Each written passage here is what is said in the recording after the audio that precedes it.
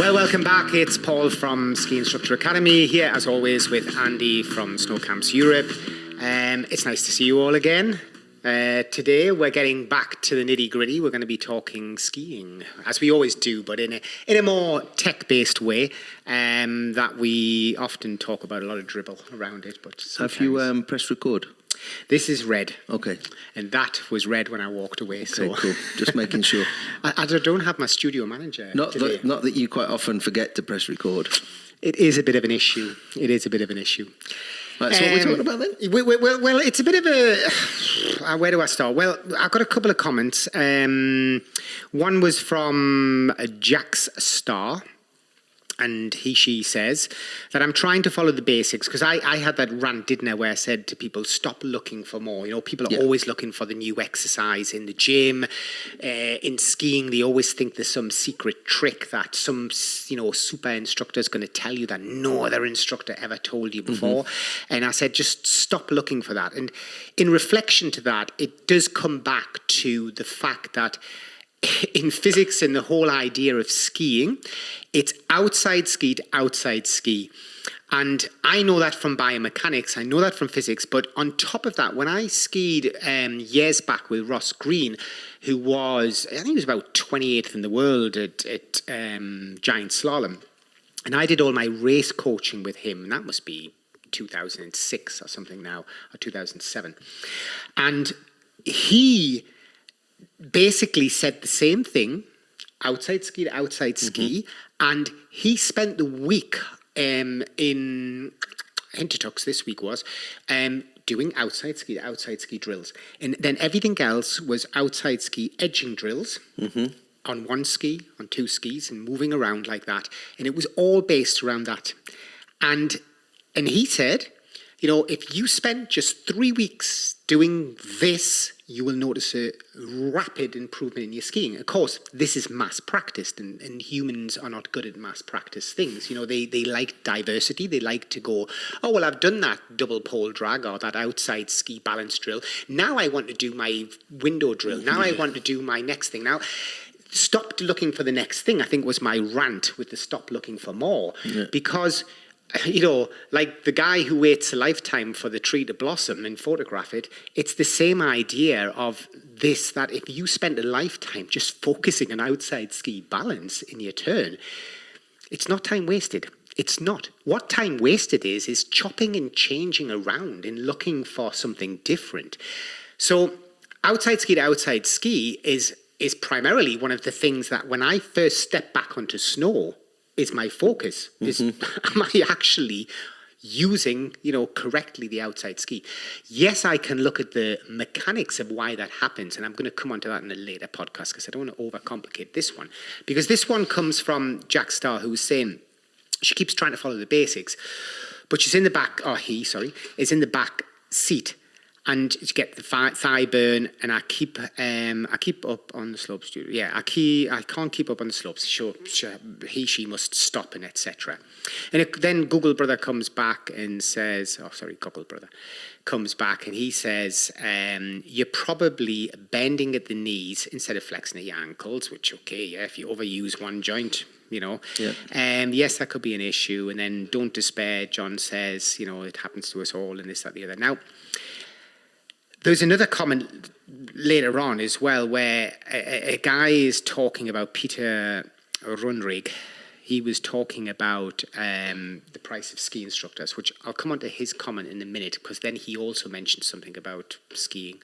Okay. But I want to tackle this comment first of, if you find yourself in the back seat, and this is an interesting comment, because when I was in Morzine, we talked about that in the last podcast, there was a couple of those guys that I described, and they came into the restaurant, and as they sat down, they were having a bit of a chat. And because they're speaking English, you can't help overhear them, especially because they're loud. And he was telling his mate about, you were much better today. You were much more forward all through the day. You were really ripping it. You understand now. You've got to get onto the front. That sweeping statement that he's heard and he's echoed probably from a ski instructor is completely not true. It's like the person who sat on the lift with us one year, and I was with Gunther and Wouter and Jamie, and we were skiing the powder, deep powder that day, and he had said, it's all about leaning back. So it was another classic line that he's heard somewhere, and he echoed that. Now, I suggest to you, Jax, is that what's possibly happening if you keep finding yourself sitting in the back seat, then you probably are not pendulum. You're probably not moving between the fore, the middle, and the aft of the ski. And your timing's probably out. And on top of that, you probably don't have ankle tension, which I keep going on about, as opposed to ankle flexion. You probably aren't activating the correct muscles to hold you into position, and you probably don't actively drive into your heel at the end of the turn.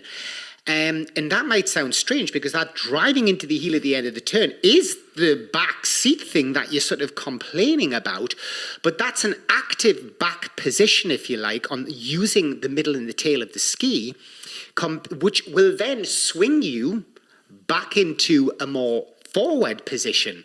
And that's where I think people make the mistake, because the reason I mentioned the other guy, Peter Runrig, is because I'll have to put the link up. He sent a video of his 12-year-old son, who he was saying is going through the moguls. Mm-hmm. And when I watched that video, I could see already the issues that at this age, he's already making the mistakes that are going to affect him in an older age. Now, don't get me wrong, if you watch him on this video, if you watch the link, the guy's a good little skier, and he's going through them bumps really well. There's two things and reasons why, and Andy was going, he's actually, he's ripping down there in this. And I said, well, first of all, he's small.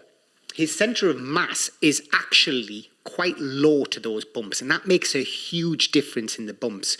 If you can get more agile and lower straight away, that is a one-stop fix for a lot of people's issues.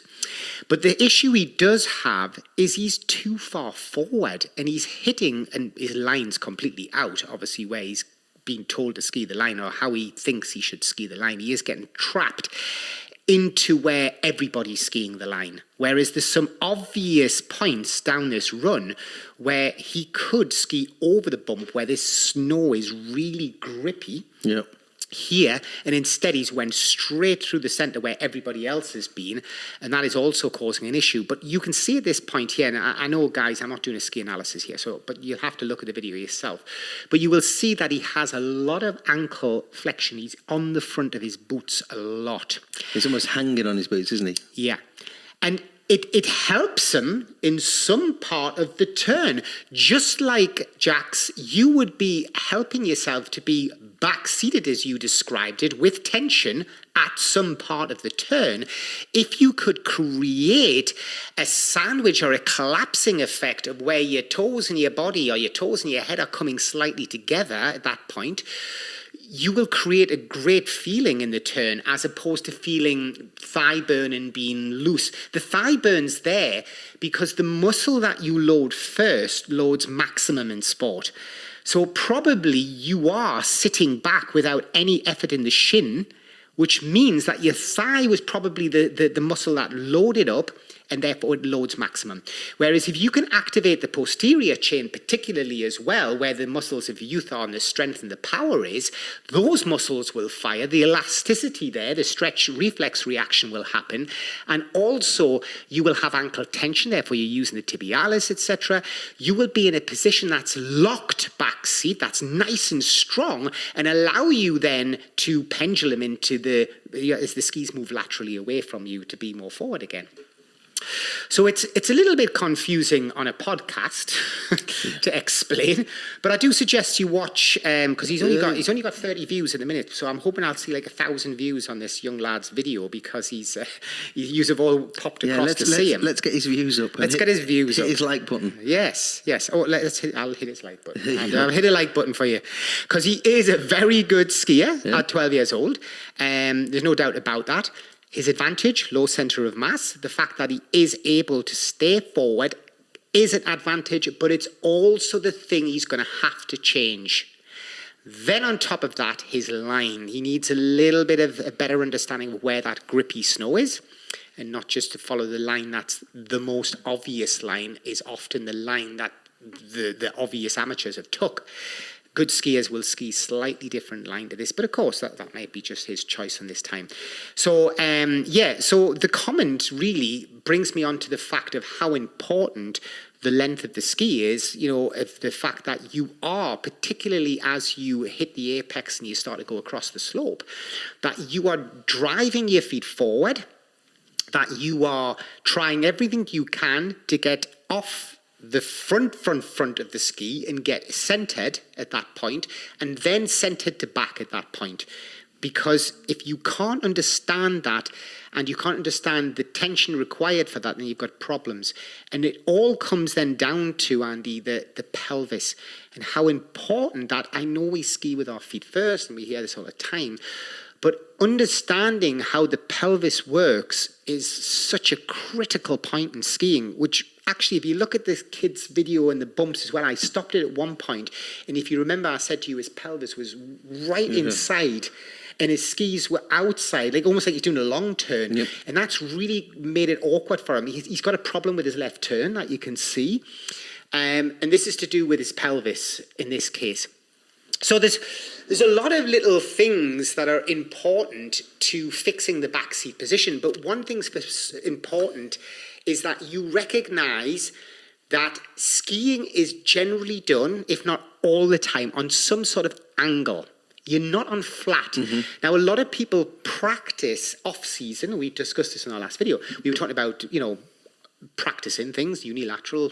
But if you practice on flat terrain, your pelvis will not line up the same as if you're on angled terrain. Mm-hmm. So having like a slant board or something and working on a slant board will help you understand that.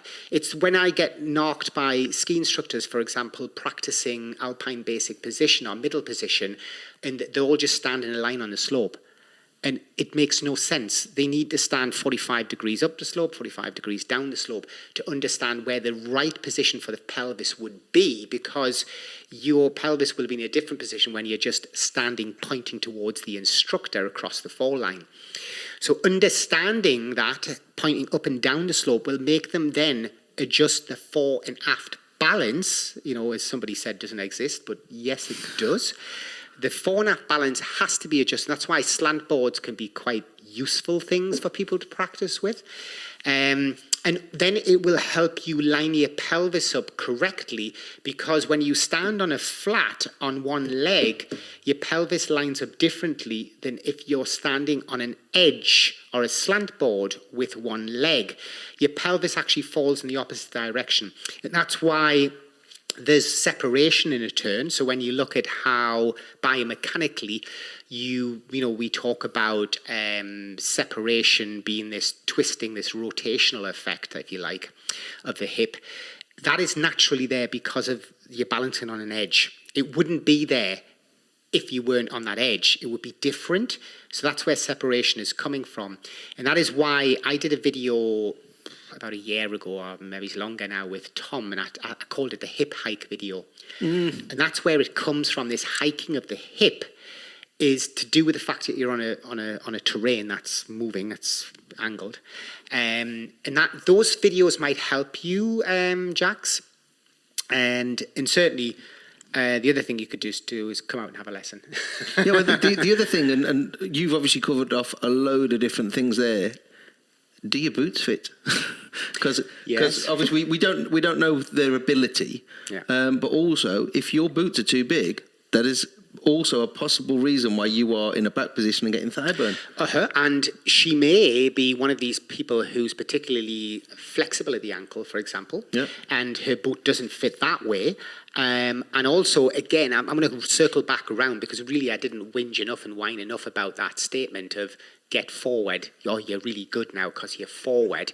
If somebody's telling you that, then find yourself somebody else, because there's a point where being too far forward is more serious than being too far back. You need to understand that. It's so important. This season alone, I think personally, I didn't ski that much because of work, but I think I did my boots up once for some video runs where I wanted to put my hip to the ground, but every other run where it was relatively calm, I never even did my boots up. My cuff of my boot, I could have put my fingers back and forward. There was just loads of space. I don't even feel I need to do that anymore. As a beginner skier, that's all I would do all the time. You'd be constantly, oh, my boots aren't right. Yeah. Oh, when the ski instructor give you feedback, oh, it's because my boots aren't right. And I'd be going to my boots because I didn't like the feedback. I was just being a dick. I should have just realised that it's not the boot, it's the fact that I can't control my ankle. I don't have that ability yet. I'm not good enough to control my feet and my ankle yet. And the more I tune in to my feet and to my ankles, the less I needed to mess with my boots. And the less actually that it got to the point where, because I used to get boots thrown at us and I had to ski different boots all the time, it didn't bother us that much as long as I wasn't going too fast.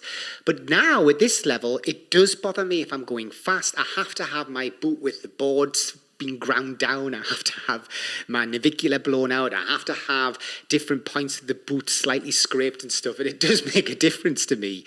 But from a tightening point of view, not so much. I'm not really that bothered about tightening my boots now. You look blank. No, just interesting about the boot thing. But yeah, so that also we don't know. Has this person been told, as we've said on other podcasts, to get your arms forward, and has that resulted in them going backwards? Well, again, that's from my side. That's a cue that I don't particularly like. Get your arms forward, because push your arms forward pushes your back. I think the description of pushing your arms forward has to be met with actually your elbows don't want to be moving forward of your body really as much as you might think. Yes, your shoulders, you have to be careful where they're positioned, whether they're internally, externally, or neutral in the rotation. But I would emphasize that action with the arms handy, especially if they're straight, does tend to do the opposite with the butt. I'd like to see a video, Jax. Yeah, that's what I was thinking. If you've got a video, send us a video of your skiing. Send us a video, because we're second guessing, and it's a podcast, But if you send us a video, I can do an analysis of the video. Then it's different. I can actually run it as a video podcast type thing, and we can look at your skiing and see why are you being caught in the back seat as you're describing it. Because what I'm mentioning there was, I mentioned another bit of a statement. I said pushing the feet forward. This is something which I think people miss. They don't get it, that as you're turning, you'd be surprised how much, as somebody's coming, a dynamic good skier, is coming around the turn, how much they're driving their feet forward at that point. And why? There's a lot of reasons why. I don't want to go into it too much. But one thing's for certain is, as you're generating force as well, and your ski's driving into the snow, it's got a natural slowdown to it. Mm-hmm. So you need to almost feed it through, drive it through. And from that point of view as well, is from an alignment point of view, it's such an important thing, and it will lead you into this back position if you drive your feet forward, this correct back position, not this wrong back position, if you like, especially if you know what you're doing with your upper body as you drive your skis forward. So weirdly, as you're driving your skis forward, you end up on the back a bit more, but that's correct. And this is what's the really difficult thing for beginners or medium level skiers to understand what the experts are doing. But yeah, again, as you said at the beginning that when this person is going back, they're staying back. The difference is when we go back, we then come back forward. Yes, your pendulum. And it's not almost like you're going forward. There's a meeting point, a blocking point, if you like, where your skis are going forward, you're pushing forward, your upper body crashes in to this point where there's a deflection and the skis go out to the new turn. And this lateral movement as you topple inside makes it look like you've gone forward again, whereas actually your skis have gone out and away from you, and you're balancing again on the outside edge. And this is coming back in a circle. God, make it simple. Like, just balance on the outside edge, and naturally you'll have no choice other than biomechanically to line your hip up correctly. So one of the most confusing things is rotational separation and things that you get asked it all the time. You know, I've got to face down the hill. What? And you get some weird twisting. People can twist between their lumbar and the thoracic spine and have half their upper body pointing downhill and half their upper body going the other way. There is a bit of confusing about it, but one thing's for certain is the rotational separation part. It's a natural thing that's developed again because of physics, because of biomechanics, and the human body does want to stack up correctly. So if you're balancing on your outside edge and you can one ski, going back to the basics of skiing, and this is going back to the guy, this Ross Green, who spent ages just doing the one skiing. And if you love the likes of the double pole drag, this is a great opportunity to do both together, because now you've got outriggers, you've got a little bit of a balance, third point of contact type thing with your two poles, and you can line up correctly and you can start to feel the edge as you pronate, and it's a great exercise just to ski on one leg. It's very difficult actually to ski on one ski when you haven't got much speed. Because we find this a lot where people have struggled with when there's a lesson plan in the Austrian system called Alpine basic position edging. And they traverse over the hill basically in different drills doing Alpine basic position. But one of them requires them to be on one ski. And I always say to the group to cheat, get a little bit of speed first before you try to lift that inside ski off the ground. And secondly, definitely only lift up the tip or the tail if you want to, whichever you want to do. I tend to keep the tail down, lift the tip up. It's more natural feel to me. Some people push the tip down. It's to do with a rotational thing. That's interesting. Because I always say tip down to stop them from going sitting back. Yeah, it's to do with the biomechanics of certain movements, especially if you imagine that was the end of the turn, then you'd want the tail down and not the tip down, because then you're encouraging. But if you were thinking at the start of the turn, then you might want tip down, because now you want both tips to be engaging as opposed to the tail to be engaging. But of course, I ski predominantly heel heavy, as many people will point out. And it comes from other sports, but it's done me no disfavors. You know, it's been something that's worked well for me. Once again, as we go past that apex, you know, even when we're talking being balanced on our feet, when we do things like deadlift, you know, which is a push-pull exercise, you're pulling a huge weight off the ground, but at the same time, you think about pushing your feet through the ground. That's how a deadlift's performed. And although, again, I'm careful when cueing people heel heavy into it, you do. Once you start getting the weight past your shins and past your knees, it's the heels that drive down that last bit as you straighten up. And it's the same for me in skiing. I am very heel conscious on my outside ski still at that point. And I feel a huge amount of satisfactory grip if I get heel heavy. Whereas if I'm too far forward and a bit balls of the feet at that point, I'm screwed. Like it's going to be a bad next turn. There's no doubt about it. It's interesting that they're talking about pushing the world away, is how I've been with the lower level skiers this year, with the up forward movement. When we start giving them an up forward movement to start the turn, they just want to move up, and I've been kind of describing it as push the slope down and your body will come up. So it's a similar kind of thing. So all you're providing them with is torque then? Yeah. You're creating torque by doing that. Whereas, as you say, if you push from the ground up, then you're just getting lighter. What you're trying to do is, in effect, the description there is to push down heavy. Push down heavy. And of course, again, and it's hard because you need to find words. Push is not a great word to use in skiing a lot of the time because it implies generally when people push, there's an opposite reaction. But as long as your description goes on further to make sure they understand that they're driving in an arc, it's always important that people have that in skiing. But definitely the idea, what you're saying there, is to push through the ground, is that idea of one part of your body going in the air, if you like, another part going down, and you're trying to create some sort of torque, some leverage. Otherwise, they just go up light. Yeah. And that's like we said on that video of the bumps kid, is that his centre of mass is low. It's almost like trying to push yourself up but keep your centre of mass at the same height. Yeah.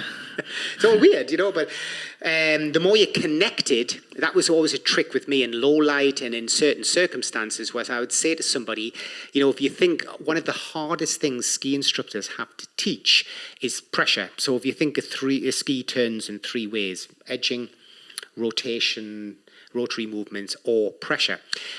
Pressure being the favoured Newton's third law idea. If we push off one side, there's going to be reaction, we're going to go the opposite side, etc. And with the idea of teaching pressure, I would try to tune people in to say, look, can you make a sequence of turns down here that if you had a scale of 0 to 10 on pressure, is it possible to be at 8 all the way down? Or do you feel you have to come out of that 8 and drop to a 2 or a 1 and back up to a 10 or whatever? And it's interesting because you're trying your best to try and teach pressure. And pressure's not something you can hold in your hand. You can't go, there's pressure, have a play with it. It's like you're trying to describe something that's very difficult to describe. And that's why a lot of people, and I've said it before, then go to drills, because then they look at it and go, I'm going to do some drills to try and teach this. Whereas I would do everything to try and get that person to have some sensory, to have some proprioception around it and think, right, okay, how can I tune them in? So obviously it's quick that they learn as they're going down and they're trying to maintain pressure through their skis, that it's quite difficult as you're going from left to right. Mm-hmm. There's a change, how do I equalise that out? Well, of course, what it does is it stops them from moving up and down. Because the only way they can stop that pressure from changing is they start to equalise more. And in essence, they're still moving a bit, which is, because let's face it, one of the definite sweeping statements we can put out there is most skiers are static. Mm-hmm. That is the problem with most amateur skiers. They're static. They are moving when they do an Ausgleichen or an equalisation of the pressure, because they're absorbing and they're extending and they're flexing because they're trying to equalise pressure as the skis move away from them. So in essence, they are moving up, down, laterally and rotationally, but it's just a smoother look. And they sort of tune into pressure that way a bit. There's always loads of other drills, like squashing things in the shoes. And yeah, that's what I squash grapes. You squash grapes. Yeah. Make grape juice. Yeah. Yeah. Grapes and sometimes tomatoes. Yeah. Tomatoes are good, yeah. By the end of the day, we got pasta sauce. Yeah, that's it. For the carbonara. No, carbonara is creamy ones. Yeah. So it's a bit of an interesting topic. I hope that people didn't get lost in it, because it's a podcast. I get it. But please have a look at let me see, Peter Runrig, his 12-year-old kid who can ski awesome in the bumps. He did go on to say, by the way, Andy, that in Vale they are charging $959 for a 6-hour lesson, and then you add the 15% tip, it takes you to 1,100, about 1,000 euros, of which an instructor gets $20 an hour. Wee, overpaid ski teacher. And then, but he does say that's why I suppose ski teachers are handing out business cards, because they then get 50% if the guest returns from that money. So, God, you can actually make good money. So 500 euros for 6 hours in your pocket before tax. That's a pretty good wage for a ski instructor. There's no doubt about that. But of course, you've got to get repeat business. Yep. And this was where ski schools used to always rip you off, because repeat business, as they see it, was always repeat business for that year. But if that guest came back the following year, they'd be going, no, they're now with a ski school. But no, they've come back to ski with me still. But yeah, it's an incredible amount. And he just mentioned something about Lake Tahoe, Vale, and he mentioned something about bad press. Yeah, it was recently increased after a lot of bad publicity.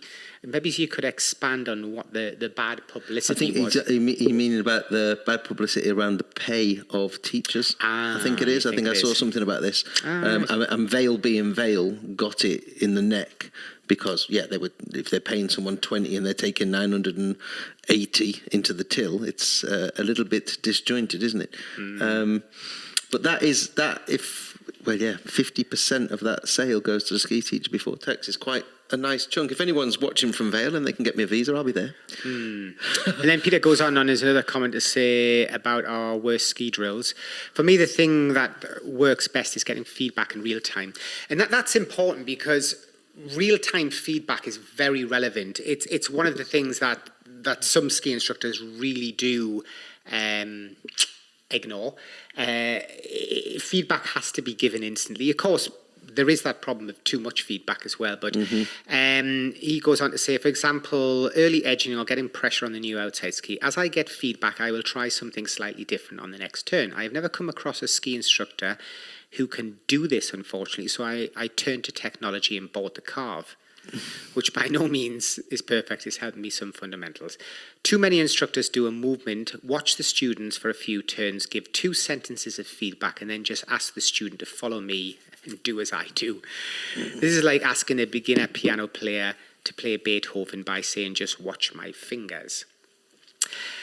How long does a short radius take from start to finish? There's so much to put. Yeah, this is a point, Peter, that I would pick up on as well, is that one of the reasons that people struggle in skiing a lot is they overthink the turn. Because I've just said it, too much feedback, or irrelevant feedback, but the turn in a short turn, for example, is happening in less than 1.5 seconds probably from one side to the other. It's all happening relatively quickly, and if you are processing information about, I've got to have my body forward, I've got my shoulders here, or that tip of getting the shin of the boot, and then I've got to press down, and then you can imagine it's just not happening, which is why you've heard me say before, in exams, I tell people to focus on outputs, not inputs. I tell them just focus on the line and the shape of the turn, because I'm aware that if they start focusing on mechanics and inputs, they'll screw themselves over on the exam, because they'll be so panicky about trying to get everything in they've been told for the last 6 weeks. It's going to go badly wrong. As soon as you complicate things, so if we look at gymnastics or anything like that where there's tumbling involved, and people need to have good awareness in their spatial awareness, if you add a twist into that tumbling, the degree of difficulty goes tremendously. It's one thing tumbling and somersaulting, add a twist to that tumble and somersaulting, you've now got a lot of directions happening in space. Now, skiing's a bit like that, and I can tell you now, if you speak to one of those gymnasts, divers, whatever you call them. Yeah, the high divers. Same thing. Yeah. They will tell you the only time that they're making the good dive is when they're in the floor, and they're not thinking about each of the movements as they're going through them. There's no time. The tremendous amount of G-force anyway that's in a twist, in a rotation. Once you add a twist in it, it's like a fighter pilot. You can't think. You're just trying to hold yourself together. So in the case of skiing, it's the same thing, that the information's great to have, guys, from your ski instructor, but you really need a very basic specific tip when you're skiing at full throttle. The rest of the time when you're skiing at practice level, you need to slow it down massively. You need to break down the problem area and then chain it together.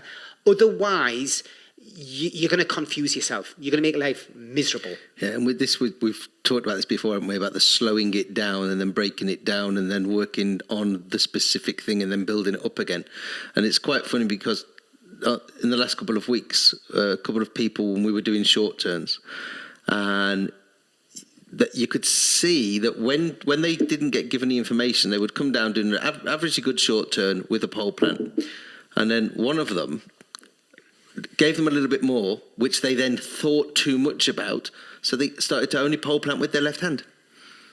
So the short turn was all right, pole planting with the left hand, not pole plant with the right hand. When they stop, did you realise you're only pole planting with one hand? No.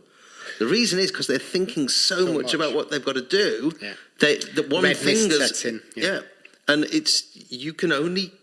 You see this a lot with the. I'm trying not to use a bad word here, but when people have the poles like stuck in the air, like twisted up, because they're so concentrated on what's going down, lower down, like they do this weird like twisty thing at the top. I'm going to leave it there because we're into 34 minutes, but I am going to pick up on Peter's comment on the next podcast as well regarding adults learning. Cool. But for now, we will see you later. Ciao for now.